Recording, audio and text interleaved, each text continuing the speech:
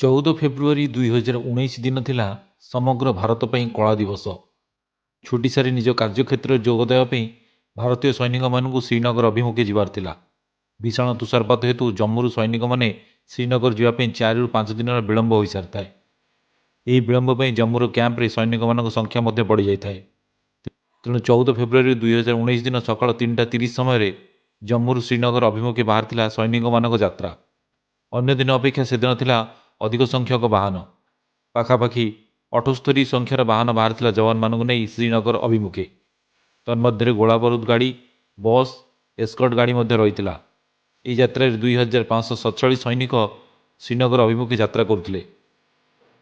घाटी अंचल आतंकवादी मान आक्रमण विपद थिबा हेतु पूर्ण सुरक्षित गाड़ी गुड़िकर सैनिक मानू नि जाउथिला। जवान मान सुरक्षा दृष्टि रखी रास्तार मध्य सैनिक मानू मुतयन करा।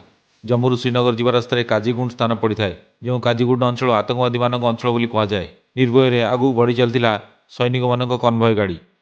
रास्तार पूर्व योजना अनुसार प्रस्तुत रही दुई आतंकवादी शाकिर बशीर और आदिल अहमद।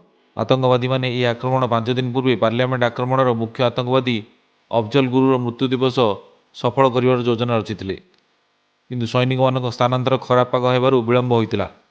तेणु आतंकवादी मैंने यही सुजोग को चाह बसते। शकीर और आदिल यही तृतीय रास्तार मुख्य रास्ता जावाई एक नील रंगर भ्यान धरी बाहर, जो भ्यान 200 किलो RDX भर्ती होता। सैनिक मान कन्वय भितर नील रंगर गाड़ी हठात माड़ी आसी पशिला। यह देखि मार्ग सुरक्षा सब इन्स्पेक्टर मोहनलाल बुझी जाते यह आतंकवादी आक्रमण। तेणु से निजर बंधुक गाड़ी गुड़ी फुटाइवा प्रस्तुत होगा सह नील गाड़ी आड़ को वीर बेगर माड़ी चलते।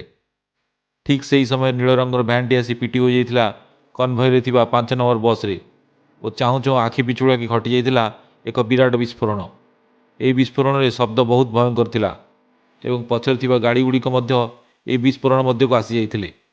एक बादल सदृश कला अंधार छाई जाइथिला सेही अंचल रे। यह विस्फोरण में मार्ग सुरक्षा जवान समेत 40 जन जवान घटनास्थल में ही प्राण हराइथिले। 17 जन जवान अति गभीर क्षताक्त होइथिले। भारतीय इतिहास पृष्ठ लेखा होईगला कला दिवस उपरे। आज यही दिवस रे भारत मातार सुरक्षा पे बाहरी निज प्राणाबली देइथिबा समस्त जवान मानू कोटि कोटि नमन। भारत माता की जय।